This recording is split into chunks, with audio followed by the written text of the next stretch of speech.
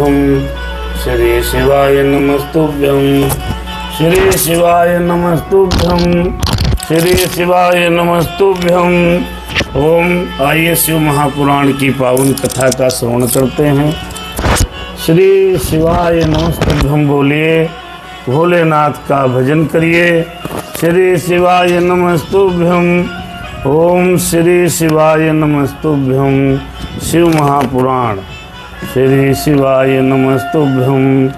श्री शिवाय नमस्तुभ्यं। श्री शिवाय नमस्तुभ्यं। श्री शिवाय नमस्तुभ्यं। श्री शिवाय नमस्तुभ्यं। श्री शिवाय नमस्तुभ्यं। श्री शिवाय नमस्तुभ्यं। श्री शिवाय नमस्तुभ्यं। कथा प्रारंभ हो रही।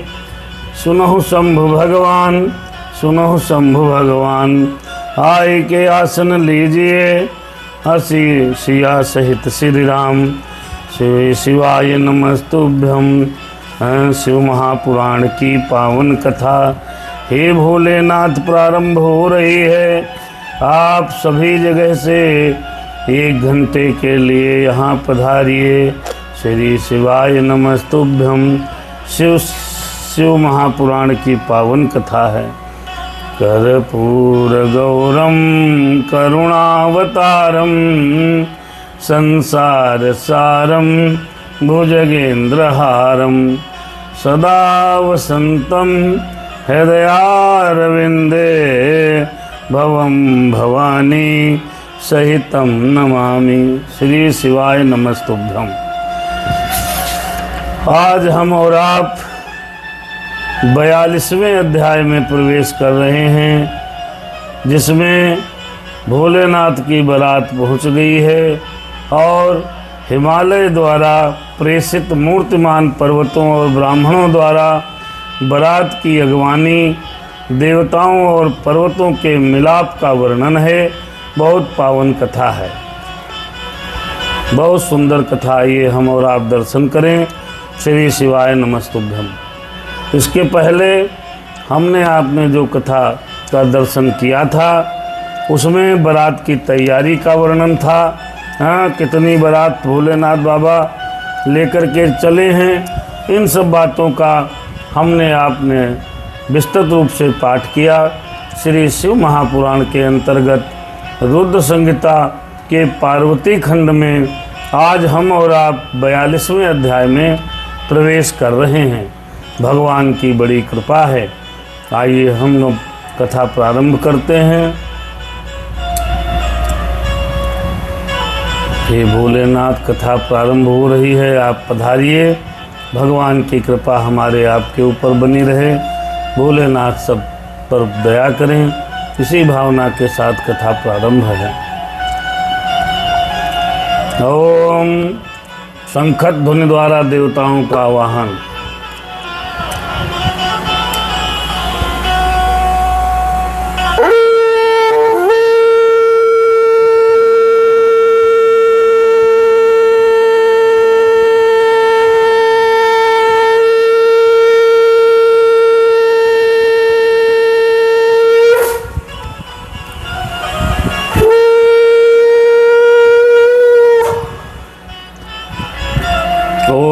श्री शंभुनाथ भगवान की जय हो।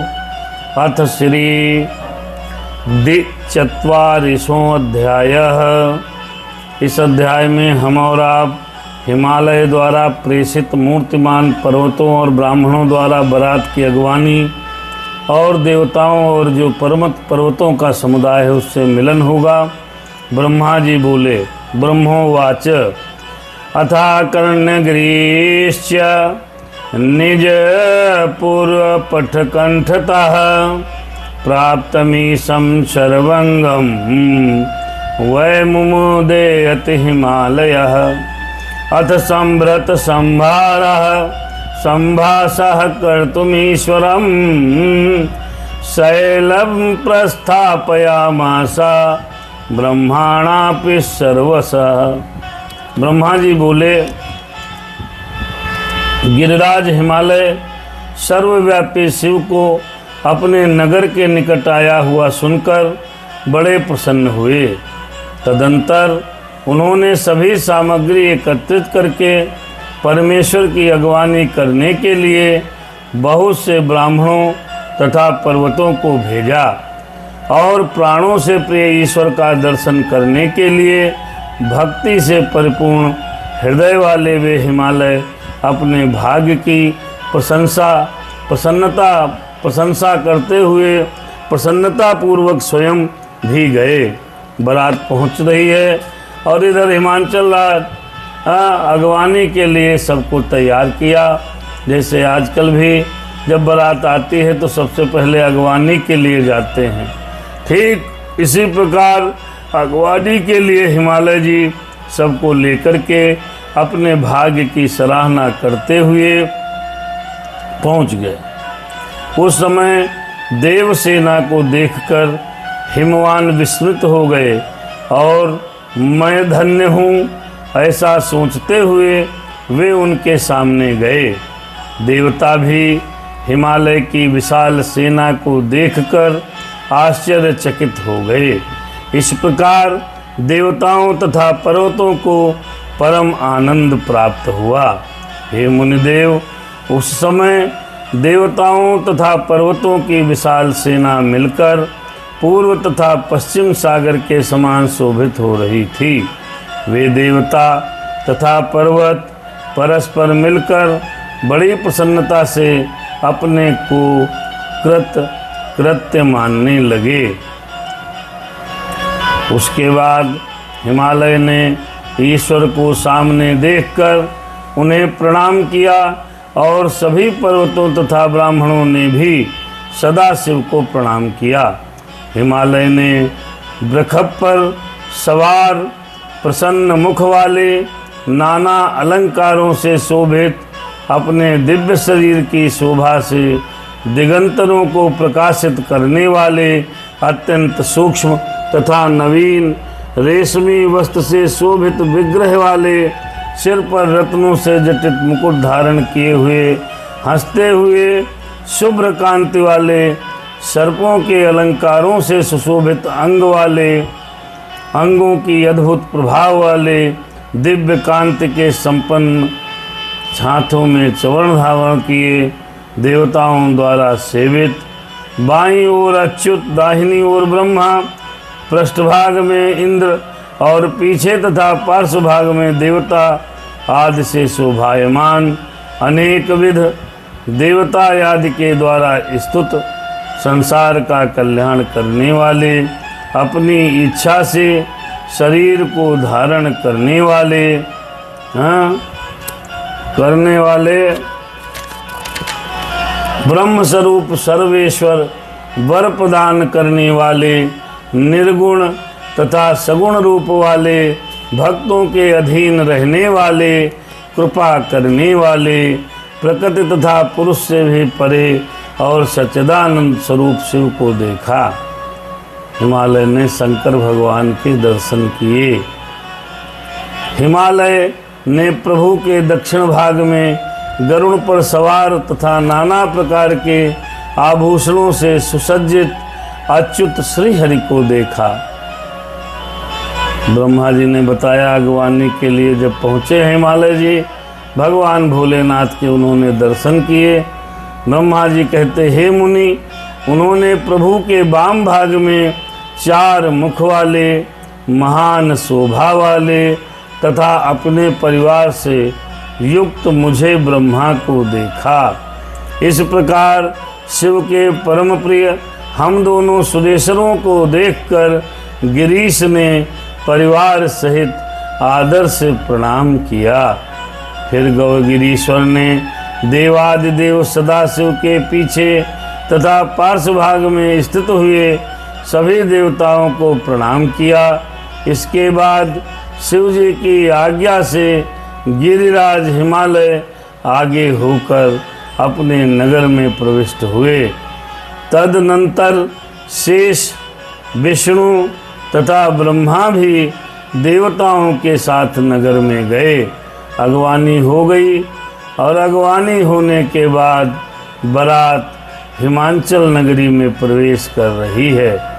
हे नारद, प्रभु के साथ जाते हुए सभी मुनि, देवता आदि देव एवं देवगण परम प्रसन्न हो हिमालय के नगर की प्रशंसा करने लगे। उसके बाद हिमालय सुरम्य तथा निवास के योग्य बनाए गए अपने शिखर पर देवता आदि को ठहराकर स्वयं वहाँ से चले गए, जहाँ मंडप की वेदी बनी थी। बारात गई, ऊंचे ऊंचे शिखरों में बढ़िया से व्यवस्था कराई और सभी देवताओं को वहाँ ठहरा दिया। हिमालय जी घर चले आए।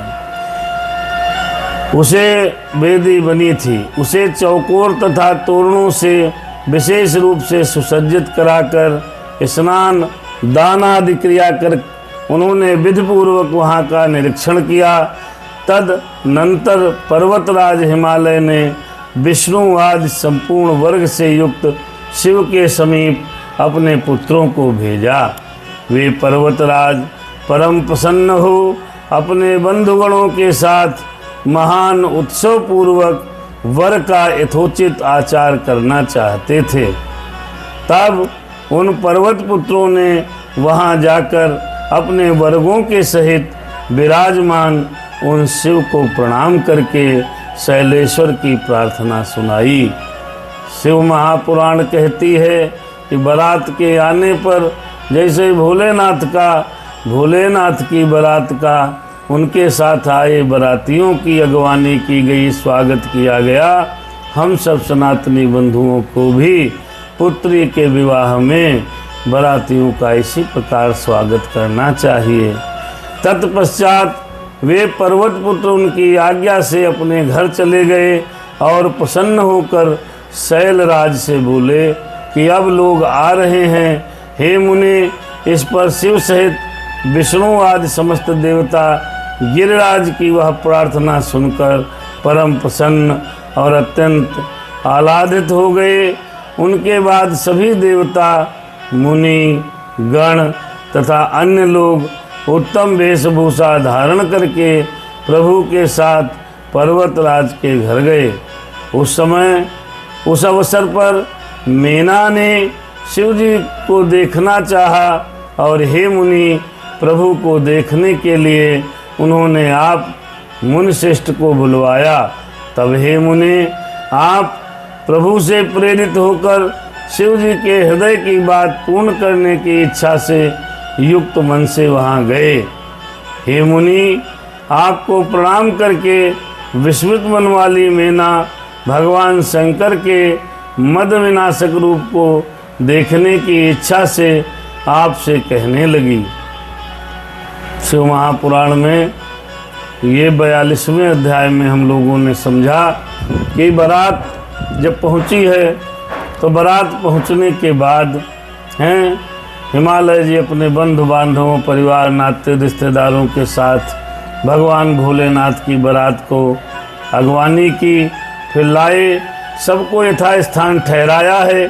फिर अपने पुत्रों को भेजा और पुत्रों को भेजकर शंकर जी को बुलवाया। शंकर जी सहित समाज के आओ भाई आगे के कार्यक्रम शुरू हों, इस उद्देश्य के लिए। और मैना जी ने नारद जी से कहा शंकर का मद विनाशक रूप देखने की इच्छा है। ये मैना जी ने व्यक्त किया अपने मन की बात को।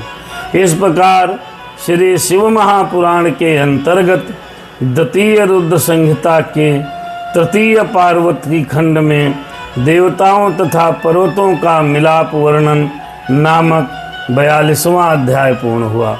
बोले शंकर भगवान की जय हो। और इस 42वें अध्याय में श्री सीताराम जी महाराज और कंचन बिटिया देख रही हैं। भगवान की कृपा आप पर बनी रहे। जो भोलेनाथ बाबा।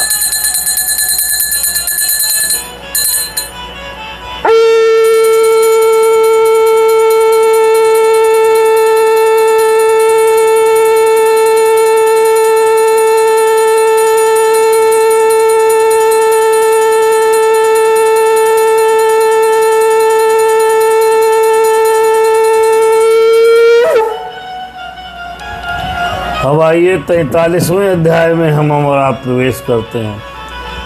रुद्र संहिता पार्वती खंड शिव महापुराण के अंतर्गत ये 43वें अध्याय में जो अध्ययन होगा, पाठ होगा कथा का, उसका सारांश इस प्रकार है। मैना द्वारा शिव को देखने के लिए महल की छत पर जाना, नारद द्वारा सबका दर्शन कराना, शिव द्वारा अद्भुत लीला का प्रदर्शन, शिवगणों तथा शिव के भयंकर वेश को देखकर मैना का मूर्छित हो जाना। मेनोवाच, मैना बोली, हे मुनि नारद, मैं पहले गिरिजा के होने वाले पति को देखूंगी, जिसके लिए उसके द्वारा उत्तम तप किया गया है। मैना ने कहा नारद जी से, नारद जी एक विचार है हम पार्वती जी के पति को, जिसके लिए हमारी बिटिया ने तपस्या किया है, उसको देखना चाहते हैं। शिव महापुराण के अंतर्गत शिव विवाह की पावन कथा है। तो मैना ब्रह्मा जी बोले, और ये शिव महापुराण ब्रह्मा जी नारद जी को सुना रहे हैं। ब्रह्मा जी ने कहा, हे मुनिदेव, इस प्रकार अज्ञान के वशीभूत हो वे मैना शिव का दर्शन करने के लिए आपके साथ शीघ्र ही चंद्रशाला पर गईं। हे तात, उस समय प्रभु शिव जी भी अपने प्रति उनके अहंकार को जानकर अद्भुत लीला करके मुझसे और विष्णु से बोले। शिव जी ने कहा, शंकर भगवान की जय हो। भोलेनाथ बोले, क्या? हे तात, आप दोनों मेरी आज्ञा से देवताओं के साथ अलग अलग पर्वत हिमालय के दरवाजे पर चलें, हम लोग बाद में चलेंगे। शंकर जी ने कहा, विष्णु भगवान सुनो, आप देवताओं के साथ पहले जाओ, हम पीछे पीछे आते हैं। अच्छा भाई। ब्रह्मा जी बोले। यह सुनकर विष्णु ने सभी देवता गणों को बुलाकर वैसा करने को कहा। उसके बाद सभी देवता शिव में चित्त लगाए हुए उत्सुक होकर चलने लगे। पहले देवता जी चलने लगे, अगवानी हुई बारात की। अब देवता लोग दरवाजे पर जा रहे हैं द्वारचार के लिए। हे मुनि, उसी समय शिव जी के दर्शन की इच्छा से मैना भी तुमको साथ में लेकर महल की अटारी पर चढ़ गई। तब तुम उन्हें इस प्रकार दिखाने लगे जिससे उनका हृदय विदीर्ण हो गया। हे मुनिदेव, उस समय परम शुभ सेना को देखती हुई मैना सामान्य रूप से हर्षित हो उठी। नारद मैना की तरफ हैं। मैना महल पर चढ़ गई हैं, देख रही हैं। नारद सबका पहचान करा रहे हैं।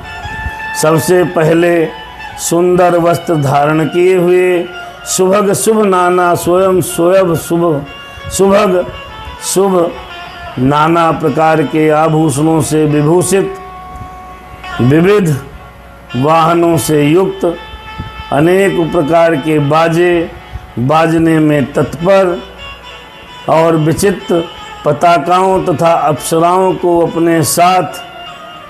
अपने साथ लिए हुए गंधर्व लोग पर आए। द्वारचार में सबसे पहले गंधर्व दाखिल हुए।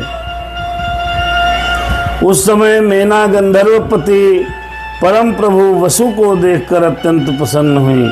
उन्होंने पूछा, क्या ये शिव जी हैं? नारद से। वसु महाराज जो है गंधर्वों के साथ गए।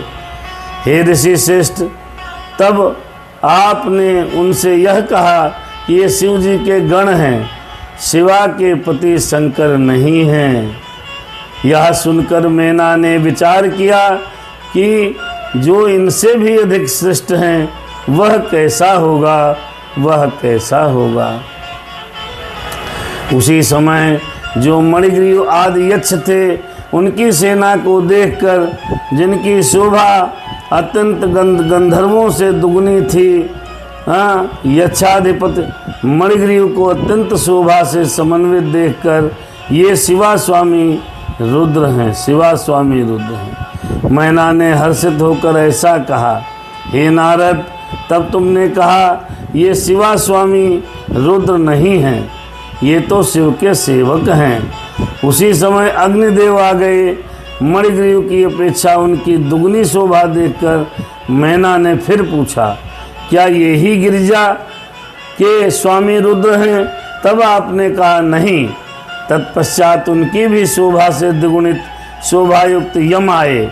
उन्हें देखकर प्रसन्न होकर मैना ने कहा, क्या ये शिव हैं, ये रुद्र हैं? तब नारद ने कहा नहीं।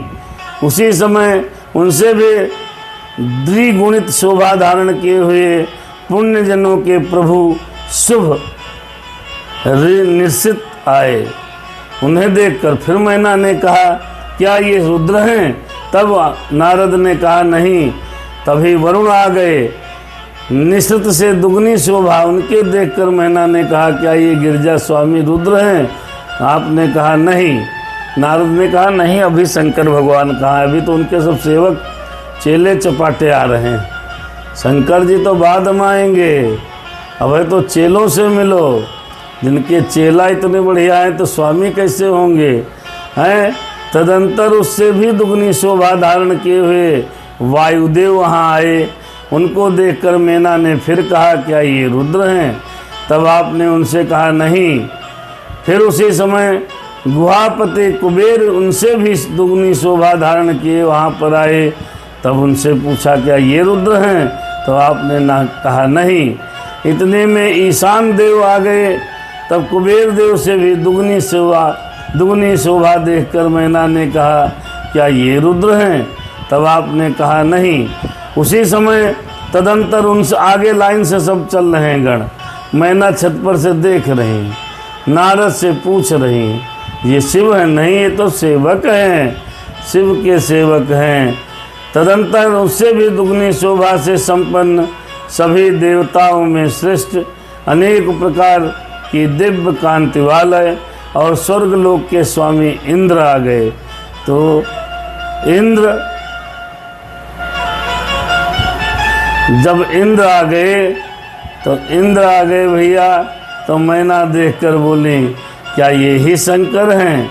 तब आपने कहा नहीं। अरे अभय शंकर जी कहाँ हैं? अरे अरबों की बारात है, समस्त देवता हैं, ये सब सेवक हैं, ये सब चेला हैं, अभी स्वामी तो कहाँ आएंगे? इंद्र को देखा, वही नहीं, ये देवराज इंद्र हैं, ये वो नहीं हैं। उसी समय उनसे भी दुगनी शोभा धारण करने वाले चंद्रमा आए। तो उनको देखकर मैना बोली, क्या यही रुद्र हैं? फिर नहीं, ये रुद्र नहीं है, ये तो चंद्रमा हैं, चंद्रमा हैं। अच्छा भाई, उसके बाद चंद्रमा से भी ज़्यादा सुंदर दुगनी शोभा वाले सूर्य भगवान आ गए। तो सूर्य भगवान को देखा, क्या ये रुद्र हैं? नहीं, ये शिव नहीं हैं। इनमें इतने में तेज राशि भृगु आदि मुनीश्वर अपने शिष्यों सहित वहाँ पहुँचे। उनके मध्य में बृहस्पति को देखकर मैना बोली, क्या ये रुद्र हैं? तब नारद ने कहा नहीं मैया, रुद्र नहीं है। उसके बाद तेजों की महाराशि तथा साक्षात धर्म के पुंज के समान ब्रह्मा जी प्रस्तुत हुए। मैं ब्रह्मा स्तुत होता हुआ ऋषियों तथा पुत्रों सहित उपस्थित हुआ। हे मुनि, मुझे देखकर मैना बहुत प्रसन्न हुई। उन्होंने कहा, क्या ये ही शिव हैं? तब नारद ने कहा नहीं।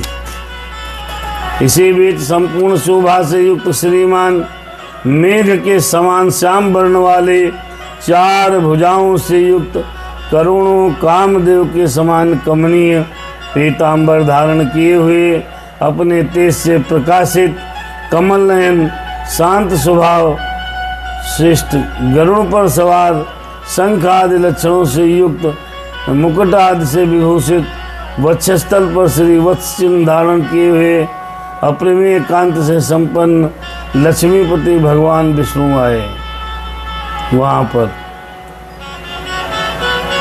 उनको देखकर उनके नेत्र चकित हो गए और उन्होंने हर्ष भरकर कहा, ये ही साक्षात गिरजापति शिव हैं। इसमें संदेह नहीं।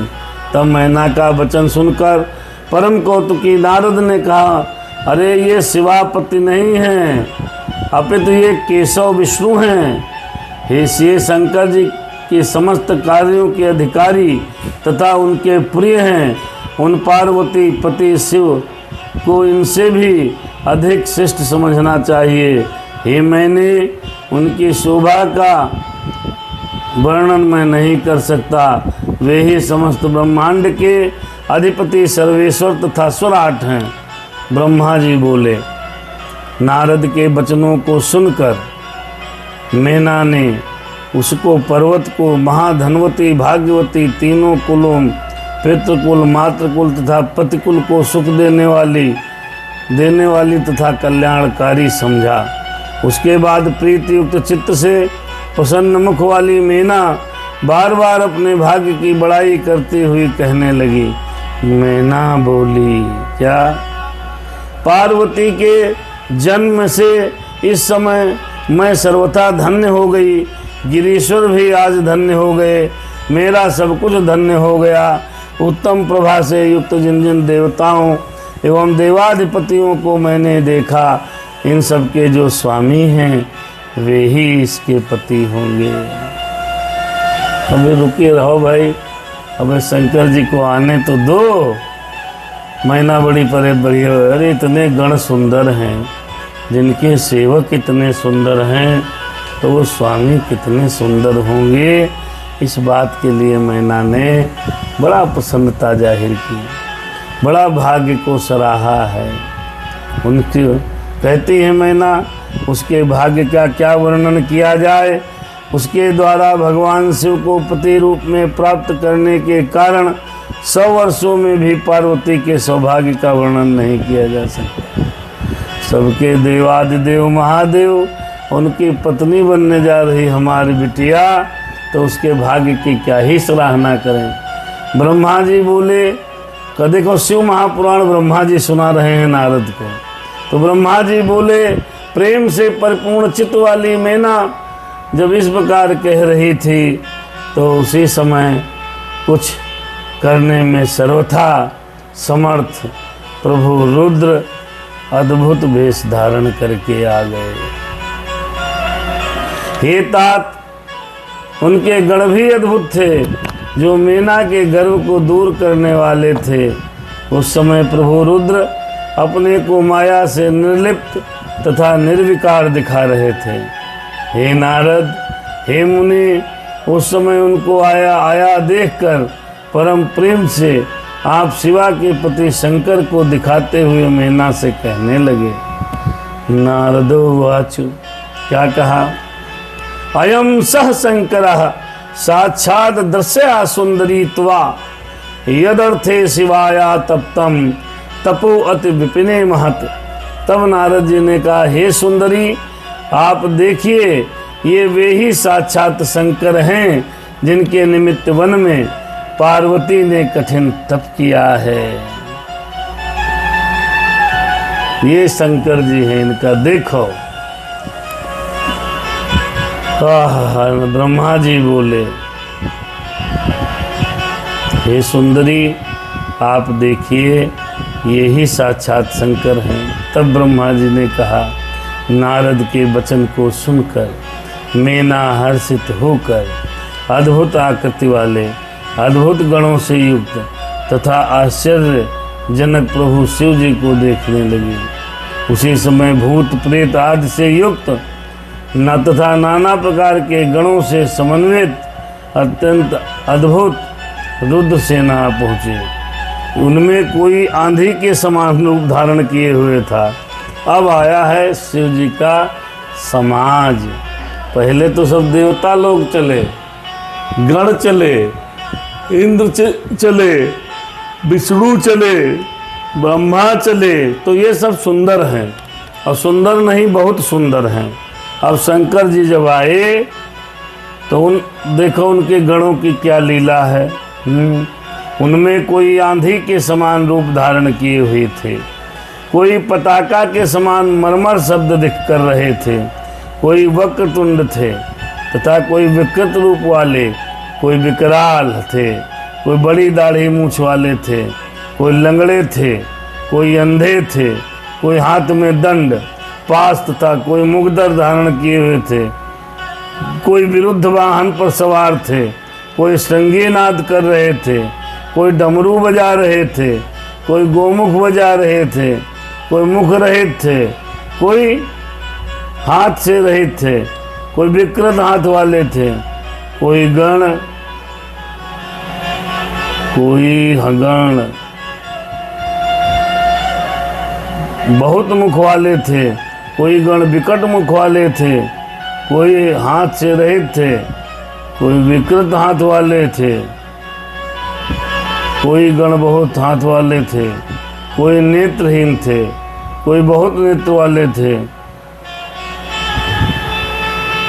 कोई बिना सिर के था, कोई विकृत सिर वाले थे, कोई एक कोई सिर नाय है तो कोई सिर है पूरे शरीर में, कोई नेत्रहीन है तो कोई बहुत नेत्र वाले हैं। बताइए, कोई कर्णहीन है तो कोई बहुत कान वाले हैं। कोई, यही बाबा तुलसीदास जी ने लिखा है, को मुखहीन विपुल मुख कोई आँखी है ये ना अंधा है, तो कोई कि ने पूरे शरीर में आँखें ने आँखी हैं, कोई लंगड़ा है तो कोई पैरे पैर हैं, किसी के हाथ नहीं, कोई बहुत हाथ वाले हैं। इस तरीके से भगवान मैना ने को दिखाया। देखो, ये शंकर जी की अब असली सेना आई है। अभी तक तो बराती थे, ये सब घरौआ टाइप हैं, इनका देखो ही, समझो। कोई विकृत आकार, इसी प्रकार और भी कोई विकृत आकार वाले अनेक प्रबलगण थे। हे तात, वे असंख्य बड़े वीर और भयंकर थे। उसके बाद हे मुनि, आपने मैना को, रुद्रगणों को उंगली से दिखाते हुए कहा कर, देखो ये देखो बरात। हे वरानने, आप इन शंकर के गणों और शंकर को भी देखिए। अब शंकरों को ही देखो। हे मुनि, भूत प्रेत आदि संख्य गणों को देखकर वे मैना तत्क्षण भय से अत्यंत व्याकुल हो गई। हाँ, उन गणों के मध्य निर्गुण परम गुणी वृषभ पर सवार 5 मुख तथा 3 नेत्र वाले शिव विभूषित जटाजूट से युक्त, मस्तक में चंद्रकला से शोभित, 10 भुजाओं से युक्त, कपाल धारण किए, व्याघ चर्म उत्तरीय धारण किए हुए, हाथों में शिष्ट पिनाक धारण किए हुए, शूल से युक्त विरूप नेत्र वाले, विकृत आकार वाले, व्याकुल तथा गज चर्म ओढ़े हुए शिव को देखकर पार्वती की माता भयभीत हो उठी। उसके अनंतर आश्चर्यचकित कांपती हुई, व्याकुल तथा भ्रमित बुद्धि वाली उन मैना को उंगली के संकेत से शिव जी को दिखाते हुए आपने कहा, ये ही शिव हैं, ये ही शिव हैं। आपके नारद के उन वचनों को सुनकर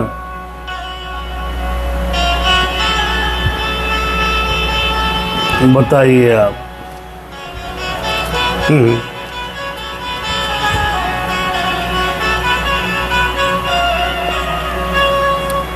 नारद के उस वचन को सुनते ही वे सती मैना दुखित होकर वायु के झोंके से गिरी हुई लता के समान शीघ्र ही पृथ्वी पर गिर पड़ी। गस आ गई उनका मैना को गस आ गई, वो गिर पड़ी। इस विकृत रूप को वे मैना क्षण मात्र में मूर्छित हो गई और इस विकृत रूप को देखकर दुराग्रह में फंसकर ठगी रह गई। उसके बाद सखियों के द्वारा अनेक प्रकार के प्रयत्नों से उपचार करने पर हिमालय प्रिया मैना को धीरे धीरे चैतन्य प्राप्त हुआ। अब दूल्हा सरकार को देखा तो उनका विशाल रूप देखा तो मैना वहीं पर धरती पर मूर्छित हो गई। सब पानी वानी छिड़क रहे हैं। इस प्रकार श्री शिव महापुराण के अंतर्गत द्वितीय रुद्र संहिता के तृतीय पार्वती खंड में शिव की अद्भुत लीला का वर्णन नामक 43वां अध्याय पूर्ण हुआ। 43 अध्याय हो गए भैया हैं। पार्वती खंड के बारात का दर्शन हो गया। अब आगे पढ़ें, जब आज यहीं रुकें।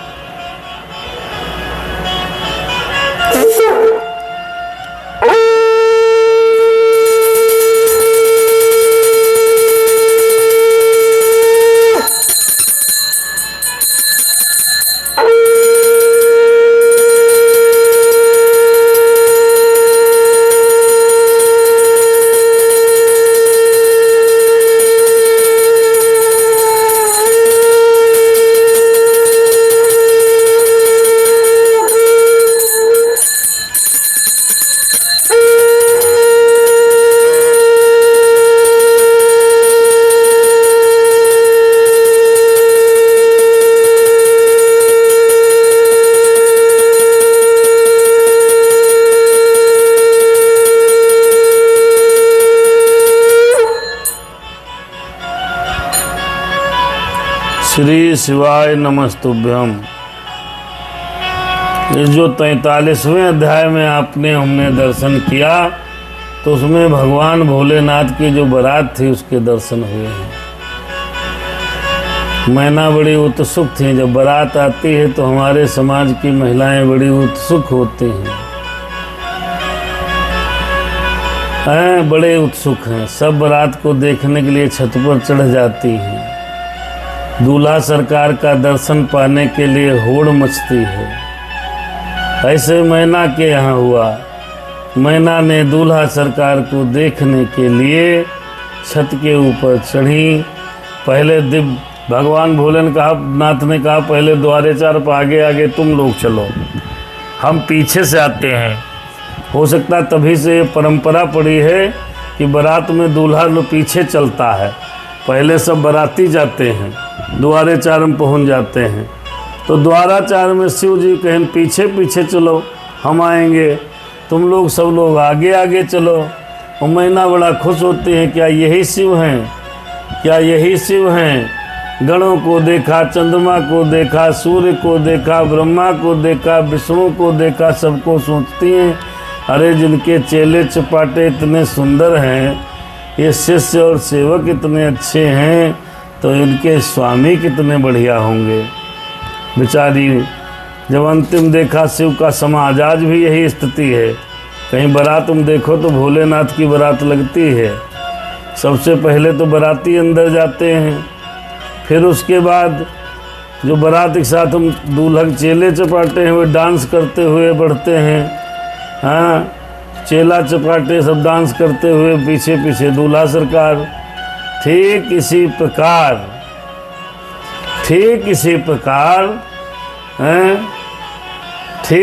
प्रकार जो है दूल्हा सरकार को जब मैंने देखा तो भोलेनाथ सांप लपेटे भभूत रमाए। अब भोलेनाथ के चेले चपाटे सब भूत बाधा हैं। को मुखहीन विपुल मुखहीन। कोई रामचरितमानस में तुलसीदास जी ने भी बहुत सुंदर वर्णन किया है। तो ये मैना बेहोश हो गई बेचारी हैं। इस प्रकार आइए एक अध्याय और हो जाए, कोई विशेष काम न हो, 15 मिनट और रुकते हैं, एक अध्याय आगे बढ़ते हैं। अब अध्याय पूर्ण हुआ 43वां। अब अध्याय है 44वां। अब इस 44वें अध्याय में शिव महापुराण की रुद्र संहिता पार्वती खंड में 44वें अध्याय में क्या पढ़ें, क्या इसका सारांश है ये समझ लीजिए। शिव जी के रूप को देखकर मैना का विलाप करना। ऐसा दूल्हा मिला तो मैना रोने लगी। पार्वती तथा नारद आदि सभी को फटकारने लगी। शिव के साथ कन्या का विवाह न करने का हठ करने लगी। बारात वापस चली जाए, कोई मतलब नहीं, हम अपनी बिटिया ऐसे दूल्हा के हाथ कैसे दे दें। इसका ये कथा हम और आप अध्याय 44वें में सुने। आइए एक अध्याय आगे बढ़ते हैं। इस अध्याय में कुल 62 71 श्लोक हैं। ब्रह्मा जी बोले, हे नारद, चेतना प्राप्त कर शैल प्रिया सती मैना अत्यंत क्षुब्ध होकर विलाप करने लगी और सबका तिरस्कार करने लगी। उन्होंने व्याकुल होकर सर्वप्रथम अपने पुत्रों की निंदा की और इसके बाद वो अपनी पुत्री को दुर्वचन कहने लगी। तो भैया ऐसा दुल्हा देख के कोई खुश थोड़े होगा। मैना बोली, हे मुनि, हे नारद, पहले आपने ही कहा था कि पार्वती शिव को वरण करेगी, तत्पश्चात हिमवान से कहकर आपने उसे तपस्या के कार्य में लगाया और नारद पर बदला पड़ने लगे। उसका तो प्रतिकूल एवं अनर्थकारी परिणाम दिखाई पड़ा। यह सत्य है, दुष्ट बुद्धि वाले मुनि, आपने मुझ अधम को सर्वथा धोखा दिया है। हे नारद, उसने मुनियों के द्वारा असाध्य परम दुष्कर जो तप किया, उसका यह फल प्राप्त हुआ है जो देखने वालों को भी दुख देने वाला है। अब मैं क्या करूं, कहाँ जाऊं, कौन मेरे दुख को दूर करेगा? मेरे कुल आदि का नष्ट, मेरा कुल इत्यादि नष्ट हो गया, मेरा जीवन नष्ट हो गया, मुझे बहुत कष्ट हो गया। वे दिव्य ऋषि कहाँ गए? उनकी दाढ़ी मूछ उखाड़ लूं। वशिष्ठ पत्नी तपस्विनी है, वह धूर्त यहाँ समझाने आई थी। वशिष्ठा में उनकी दाढ़ी नोच लूंगी, मूछें उखाड़ डालूंगी हैं। और रुदंती जी कहाँ हैं? उनको बिल भेजो। किनके अपराध से मेरा सब कुछ नष्ट हो गया? ऐसा कहकर पुत्री की ओर देखकर वे कटवचन कहने लगी। कब किं कृतं ते सुते दुष्टे कर्म दुष्करम परम मम देव हत्वा त्वनियतम काचु वे दुष्टता स्वयं। हे सुते, हे दुष्टे, तुमने मुझे दुख देने वाला कर्म क्यों किया? तो दुष्ट ने स्वयं सोना देकर कांच क्यों खरीद ली? चंदन को देख छोड़कर तूने अपने शरीर में कीचड़ का लेप कर लिया। हंस को उड़ाकर तुमने पिंजड़े में कौवा ग्रहण कर लिया। गंगा जल को छोड़कर तुमने कुएं का जल पी लिया। सूर्य को छोड़कर प्रयत्न पूर्वक जुगनी ग्रहण कर लिया। चावलों को त्याग कर भूसी खा ली। घी को छोड़कर आदर पूर्वक कंडक का तेल पी लिया। सिंह की सेवा छोड़कर तूने श्राल की सेवा की। ब्रह्म विद्या त्याग कर तूने कुत्सित गाथा की। हे पुत्री, गृहे यज्ञ विभूतम, हे दूरी कृत सुमंगलाम, गृहित चाचिता भस्मं त्वया पुत्री हा मंगलम। हे पुत्री, तुमने घर की परम मांगलिक यज्ञ की विभूति को छोड़कर अमंगल चिता भस्म धारण किया है। हे पुत्री, ये क्या किया तूने, क्या किया? विष्णु आदि परमेश्वरों तथा शिष्ट देवगणों को छोड़कर तुमने कुबुद्ध से शिव के निमित्त ऐसा तप क्यों किया? ऐसा तप क्यों किया? तुम्हें तथा तुम्हारी बुद्धि को धिक्कार है, तुम्हारे रूप तथा आचरण को धिक्कार है, तुम्हें उपदेश देने वाले को धिक्कार है और तुम्हारी उन सखियों को भी धिक्कार है। हे पुत्री, जो तुमको जन्म देने वाले हैं, ऐसे हम दोनों धिक्कार हैं। हे नारद, आपकी बुद्धि को धिक्कार है। हे कुबुद्ध देने वाले सप्त ऋषियों को धिक्कार है। कुल को धिक्कार है। तुम्हारी काल कुशलता को धिक्कार है। तुमने जो कुछ किया उस सब को धिक्कार है। तुमने घर को नष्ट कर दिया, अब तो मेरा ही मरण निश्चित है। ये पर्वतराज मेरे निकट न आए और स्वयं सप्तऋषिगण मुझे भी अपना मुंह न दिखाएं। सब लोगों ने मिलकर यह क्या किया जिससे मेरा कुल नष्ट हो गया? मैं बंध्या क्यों न हुई? मेरा गर्भ क्यों नहीं गिर गया? मैं ही क्यों नहीं मर गई? अथवा मेरी पुत्री ही क्यों नहीं मर गई? आकाश में ले जाकर राक्षसों ने उसे क्यों नहीं खा लिया? आज मैं तुम्हारा सिर काट डालूं। अब मुझे इस शरीर का क्या करना, किंतु क्या करूं? तुम्हें त्याग कर भी कहाँ जाऊं? हाय, मेरा जीवन नष्ट हो गया। मैना ने स्पीड से सबको लतेड़ा। ब्रह्मा जी बोले, इस प्रकार कहकर वे मैना मूर्छित होकर पृथ्वी पर गिर पड़ी। वे शोक तथा रोष से व्याकुल होने के कारण पति के पास न जा सकी। हे मुनीश्वर, उस समय सारे घर में हाहाकार मच गया। फिर सब देवता बारी बारी से वहां उनके समीप गए। हे देव मुनि, पहले मैं स्वयं ही उनके समीप आया। तब से हे ऋषि श्रेष्ठ, मुझे देखकर आप उनसे ये वचन कहने लगी। हे मैंने तुमने शिव जी के वास्तविक स्वरूप को नहीं पहचाना। शिव जी ने यह रूप लीला से धारण किया है, यह उनका यथार्थ रूप नहीं है। हे पतिव्रते, इसलिए तुम क्रोध को छोड़कर स्वस्थ हो जाओ और हठ को छोड़कर कार्य करो तथा पार्वती को शंकर के निमित्त प्रदान करो। नारद जी ने कहा। ब्रह्मा जी बोले, हे नारद, तब आपका वचन सुनकर मैना ने आपसे यह वाक्य कहा, तुम बड़े दुष्ट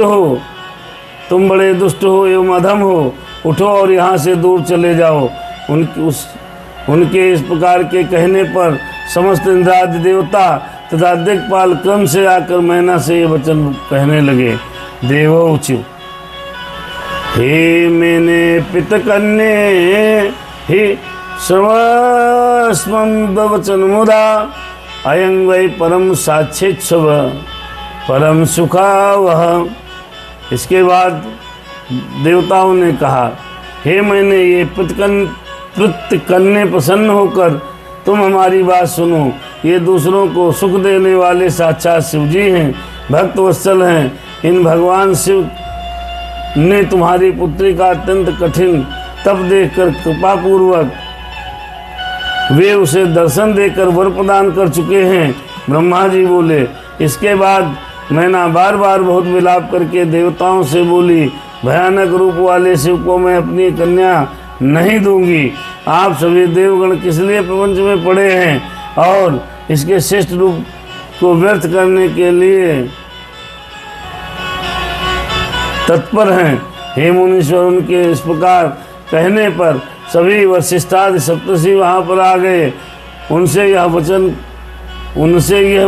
कहने लगे। सप्तर्षि बोले, हे पितकन्ये, हे गिरिजा प्रिय, हम कार्य सिद्ध करने के लिए आए हैं और जो बात ठीक है उसको। हे मुनीश्वर, उनके इस प्रकार कहने पर सभी वशिष्ठादि सप्तर्षि वहाँ आकर उनसे ये वचन कहने लगे। बहुत भाई शिव महापुराण तो बहुत भैया, शिव जी का विवाह भी अद्भुत है, शिव पुराण भी अद्भुत है।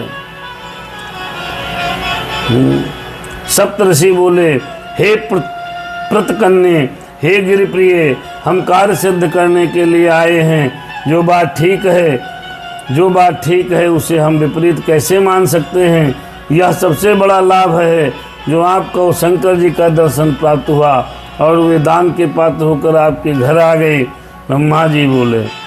उनके इस प्रकार कहने पर मैना ने उन मुनियों के वचन को झूठा समझ लिया। वे अज्ञानतावश रुष्ट होकर उन ऋषियों से इस प्रकार कहने लगी। मैना बोली, मैं शस्त्र आदि से उसका वध कर डालूंगी, किंतु शंकर के निमित्त उसे नहीं दूंगी। आप सभी दूर चले जाइए, मेरे पास मत आइएगा। ब्रह्मा जी बोले। इस प्रकार कहकर वे मैना चुप हो गईं और पुनः विलाप करके अत्यंत व्याकुल हो उठी।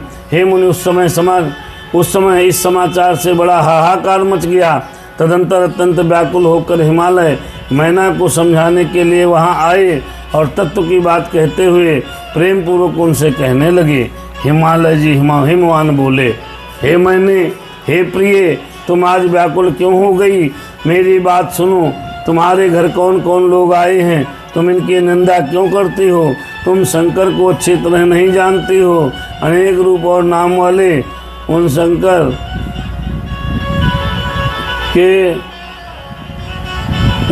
को मैं जानता हूँ।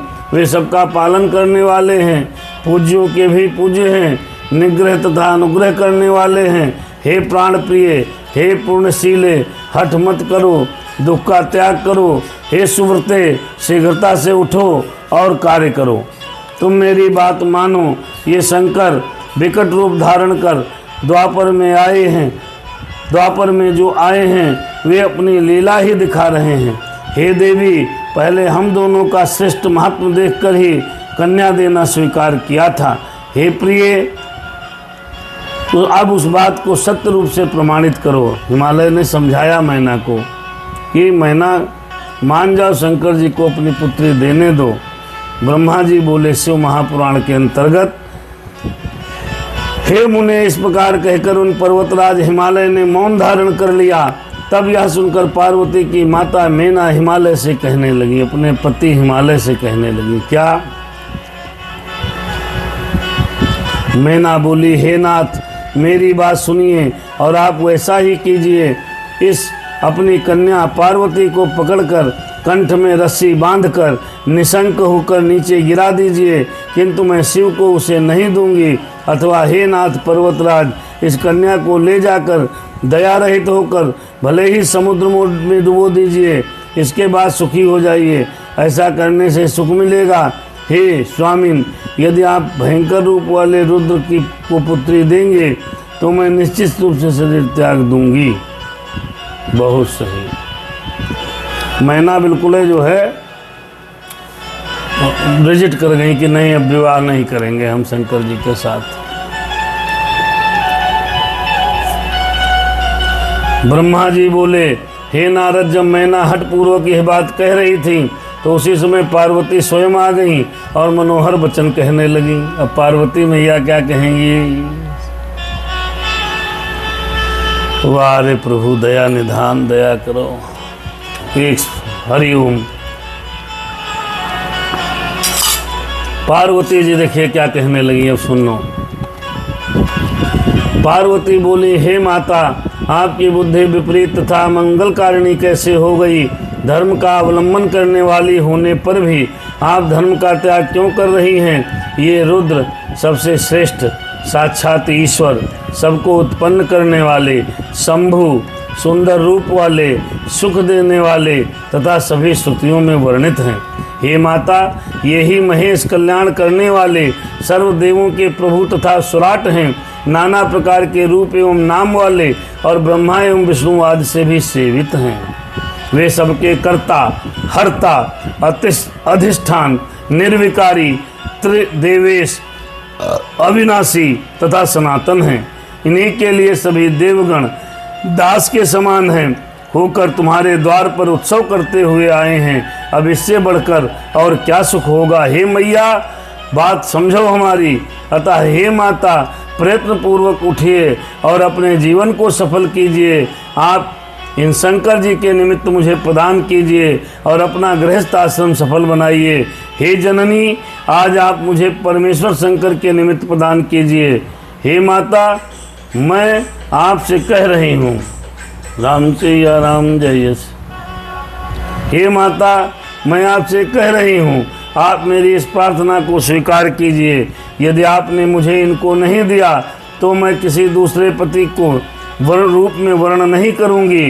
पंच परवंचक श्रृंगार सिंह के भाग को किस प्रकार प्राप्त कर सकता है? परवंचक श्रृंगार सिंह के भाग्य को किस प्रकार प्राप्त कर सकता है? हे माता, मैंने स्वयं मन और वचन और कर्म से शिव जी का वर्ण कर लिया है। आप जैसा चाहती हैं वैसा कीजिए। ब्रह्मा जी बोले, हे नारद, पार्वती का यह वचन सुनकर पर्वतराज की प्रिया मैना बहुत विलाप कर अत्यंत क्रुद्ध होकर उनके शरीर को पकड़कर दांतों को कटकटाती हुई व्याकुल हुई तथा रोषयुक्त होकर मुक्के और केहूनों से पुत्री को मारने लगी। है क्या कर रही हो तुम? जाना चाहती हो? हे तात, हे मुने, तदंतर वहाँ पर तुम तथा अन्य जो ऋषि थे वे मैना के हाथ से पार्वती को छुड़ाकर दूर कर ले गए। उन सबको वैसा करते देखकर उन्हें बार बार फटकार कर वे मैना उन्हें सुनाती हुई पुनः दुर्वचन कहने लगी, अपनी पुत्री से दुर्वचन कहने लगी। कथा में अमनिंद्र कुमार, कंचन, जयप्रकाश, सीताराम जी इत्यादि हैं। भगवान की कृपा बनी रहे। भैया लिखते हैं, शिव की पूजा में नींद आना स्वाभाविक है। जय श्री सीताराम। नींद नहीं मैना बोली। अब मैना देखिए क्या कहते हैं, हाय इस दुराग्रहशील पार्वती का मैं क्या करूं? अब निश्चय ही या तो इसे तीव्र विष दे दूंगी या कुएं में डाल दूंगी, अथवा अस्त्र शस्त्रों से काट कर इस काली के टुकड़े टुकड़े कर डालूंगी, अथवा अपनी पुत्री इस पार्वती को समुद्र में डुबो दूंगी, अथवा मैं शीघ्र ही निश्चिंत स्वयं अपना शरीर त्याग दूंगी, किंतु विकट रूपधारी शिव को अपनी कन्या दुर्गा नहीं दूंगी। बाप रे बाप, इस दुष्टा ने यह कैसा विकराल वर पाया है। ऐसा करके इसने मेरा गिरिराज का तथा इस कुल का उपहास करा दिया। इस शंकर के न तो माता हैं, न पिता हैं, न भाई हैं, न गोत्र में उत्पन्न बंधु हैं, न तो इसका सुंदर रूप है, न तो इसमें चतुराई है, न इसके पास घर है, न वस्त्र हैं, न अलंकार हैं, इसका कोई सहायक भी नहीं है, इसका वाहन भी अच्छा नहीं है, इसकी वय भी विवाह योग्य नहीं है, इसके पास धन भी नहीं है, इसमें पवित्रता न इसमें पवित्रता है, न विद्या है, इसका कष्टदायक कैसा शरीर है। फिर क्या देखकर मैं इसे अपनी सुमंगली पुत्री को प्रदान करूं। न माता न पिता भ्राता न बंधु गोत्रो यपि नहीं, स्वरूपम न चातुर्यम न गृहवास्य किंचना। कुछ ना है तो बाबा है, अब बाबा को हम अपनी बिटिया कैसे दें, नहीं शादी करूंगी। ब्रह्मवाच इत्यादि सुलप्याथ बहुसो में न का तदा रुद्रोच मुन्ने साही दुख शोक परे लुप्तता अथाहम दुतिगमाच्छ कथयम मेनका चताम शिव तत्व च परम कृतान हर मुक्तमम। ब्रह्मा जी बोले, हे मुनि, इस प्रकार बहुत विलाप करके दुख तथा शोक से व्याप्त होकर वे मैना जोर जोर से रोने लगी। उसके बाद मैं शीघ्रता से आकर उस वेना के से अज्ञान हरण करने वाले श्रेष्ठ तथा परम शिव तत्व का वर्णन करने लगा। अब ब्रह्मा जी भोलेनाथ की थोड़ी तारीफ करेंगे, तब मैना को ठीक लगेगा। ब्रह्मा जी बोले, हे मैंने, आप प्रीतिपूर्वक मेरे शुभ वचनों को सुनिए, आप प्रीतिपूर्वक मेरे शुभ वचनों को सुनिए, जिससे प्रेम पूर्वक सुनने से आपकी कुबुद्धि नष्ट हो जाएगी।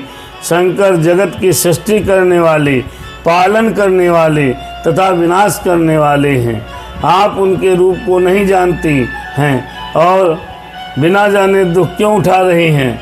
ये प्रभु अनेक रूप तथा नाम वाले, विविध लीला करने वाले, सबके स्वामी, स्वतंत्र, मायाधीश तथा विकल्प से रहित हैं। भोलेनाथ बाबा की जय हो।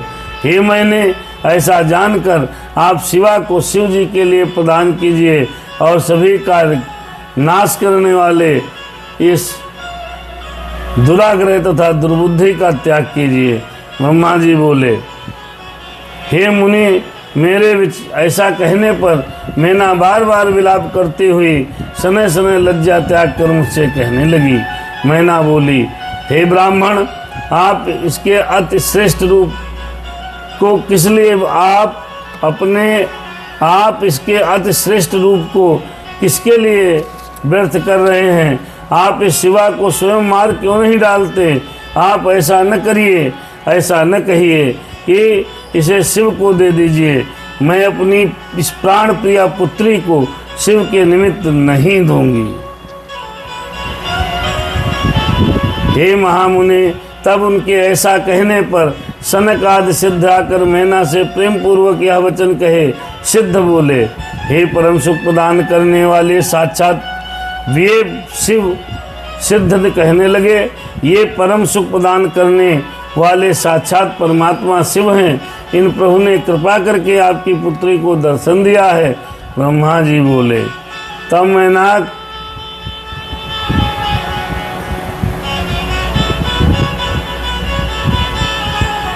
बहुत सुंदर। ब्रह्मा जी बोले, तब मैना ने बार बार विलाप करते हुए उनसे भी कहा कि मैं भयंकर रूप वाले शंकर को इसे नहीं दूंगी। प्रपंच वाले आप सभी सिद्ध लोग इससे श्रेष्ठ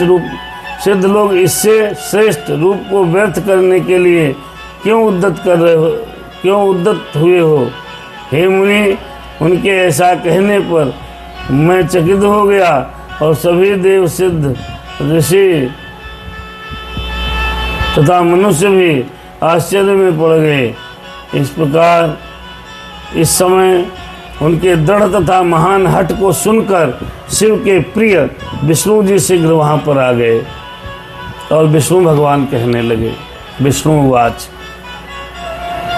विष्णु जी बोले, आप पितरों की प्रिय मानसी कन्या हैं, गुणों से युक्त हैं और साक्षात हिमालय की पत्नी हैं। आपका अत्यंत पवित्र ब्रह्मकुल है, वैसे ही आपके सहायक भी हैं, इसलिए आप लोकों में धन्य हैं। मैं विशेष क्या कहूँ, आप धर्म की आधारभूत हैं, तो आप धर्म का त्याग क्यों कर रहे हैं। ले भला आप ही विचार करें कि सभी देवता ऋषि ब्रह्मा जी तथा मैं विरुद्ध क्यों नहीं बोलेंगे। आप शिवा शिव जी को नहीं जानती हैं, वे निर्गुण हैं, सगुण कुरूप स्वरूप सज्जनों को शरण देने वाले तथा सभी के सेव्य हैं।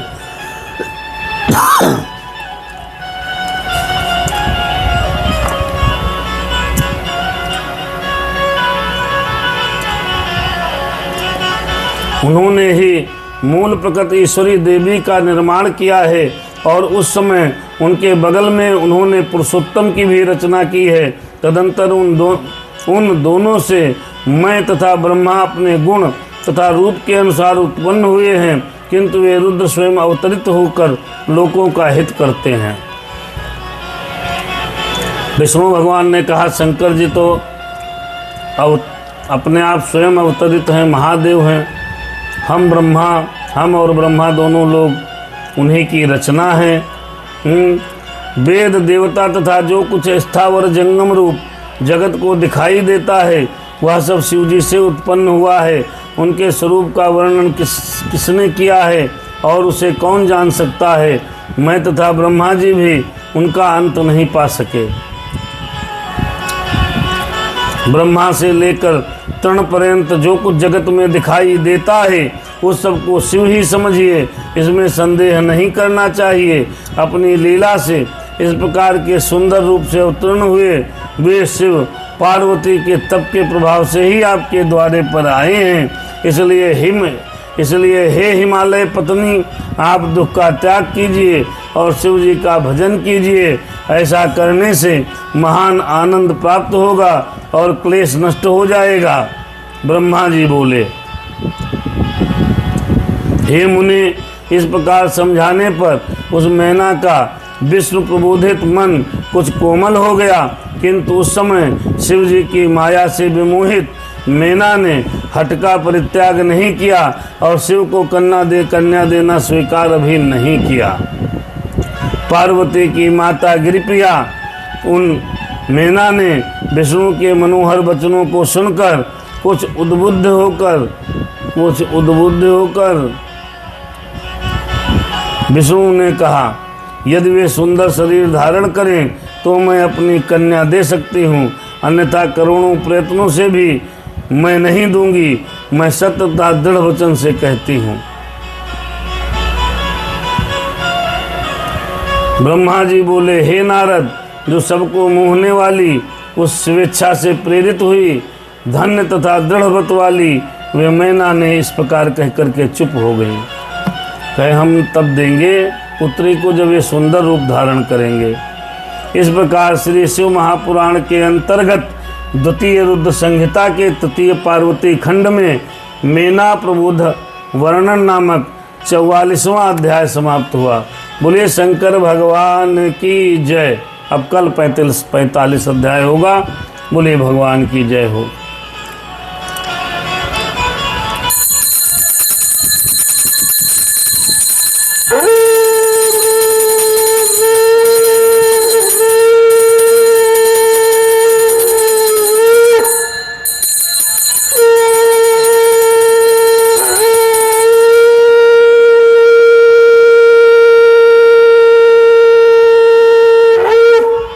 देखो भाई का रुद्र, ये जो है कोई दंत कथा नहीं है, शिव महापुराण है। जैसे सत्यनारायण कथा सुनी जाती है, समझ लो उसी तरह से इसमें कथा चलती है। हाँ, इसमें दिलचस्पी, मनोरंजन, गाना, भजन ये सब नहीं है। चुटकुलेबाजी भी नहीं है।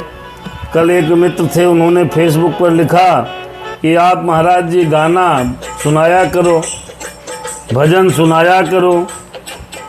तो इस प्रकार से जब उन्होंने कहा कि गाना भजन सुनाया करो, गाना भजन सुनावें, तो शिव पुराणम कहाँ सुनाया। राम सिया राम जय सीताराम, सीताराम जय सीताराम, सीताराम जय सीताराम, सीताराम जय सीताराम। राम सिया राम जय सीताराम, सीताराम जय सीताराम, राम सिया राम जय सीताराम से। आइए भगवान भोलेनाथ की थोड़ी देर प्रार्थना करें और आज की पूजा पाठ कथा यहीं पर विसर्जन रोकेंगे। हरे राम सिया राम जय सीताराम, सीताराम जय सीताराम। ओम नमः शिवाय, ओम नमः शिवाय। हर हर भोले नमः शिवाय, नमः शिवाय शिव नमः शिवाय। हर हर भोले नमः शिवाय, नमः शिवाय शिव नमः शिवाय। हर हर भोले नमः शिवाय, नमः शिवाय शिव नमः शिवाय। हर हर भोले नमः शिवाय। सोमनाथाय नमः शिवाय, काशी विश्वनाथाय नमः शिवाय। ओंकारेश्वर नमः शिवाय, हर हर भोले नमः शिवाय। कैलाशवासी नमः शिवाय, केदारनाथ जी नमः शिवाय, केदारनाथ जी नमः शिवाय। जय रामेश्वर नमः शिवाय, जय घुसमेश्वर नमः शिवाय, जय ममलेश्वर नमः शिवाय। ओंकारेश्वर नमः शिवाय, महाकाल जी नमः शिवाय। जय शिव शंभो नमः शिवाय, भोले बाबा नमः शिवाय। केदारनाथ जी नमः शिवाय, नमः शिवाय शिव नमः शिवाय।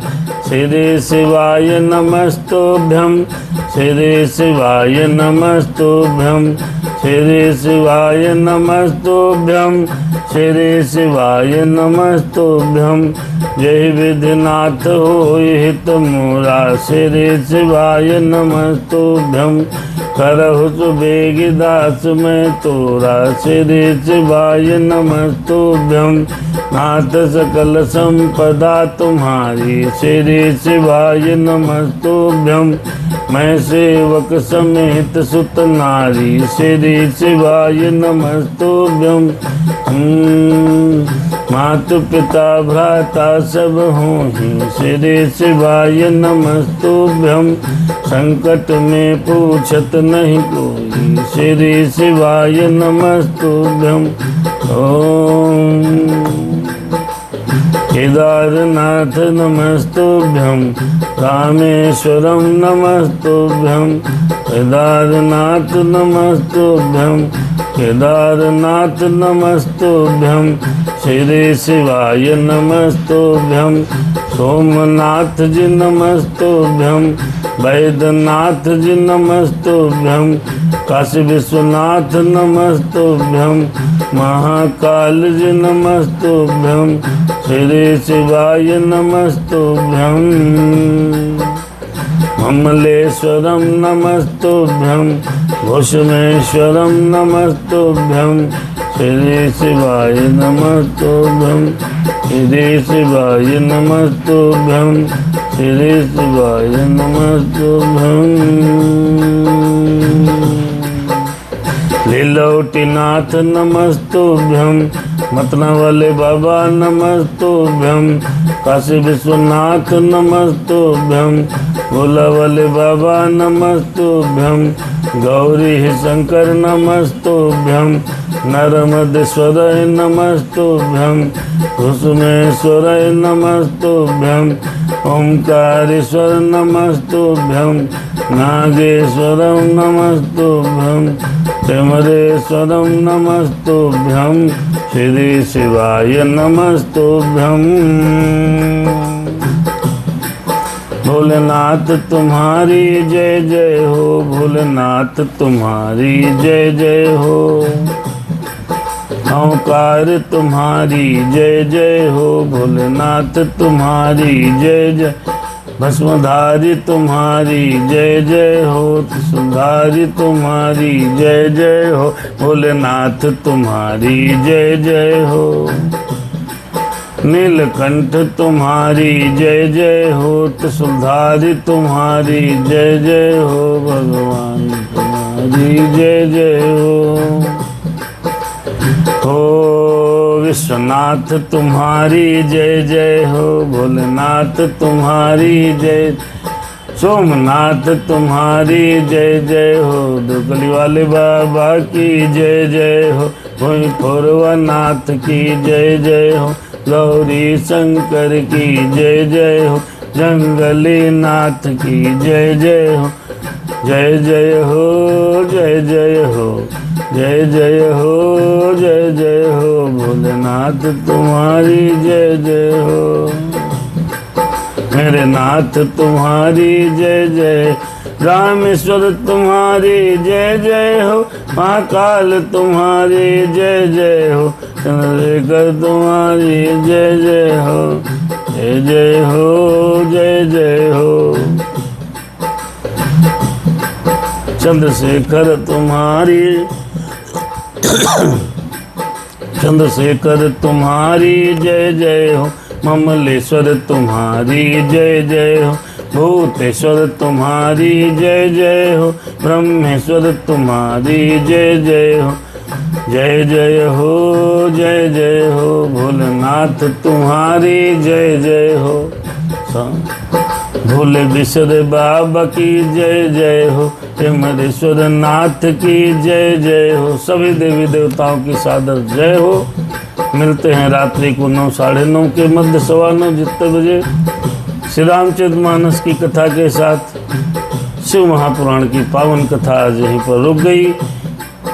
अरे कथा यहीं पर रुक गई, सुनो शंभु भगवान, अपने धाम सिधाइए प्रभु जी, करिए अब विश्राम। श्रीनाथ तुम्हारी जय जय हो, भोलेनाथ तुम्हारी जय जय हो। जय हो प्रभु।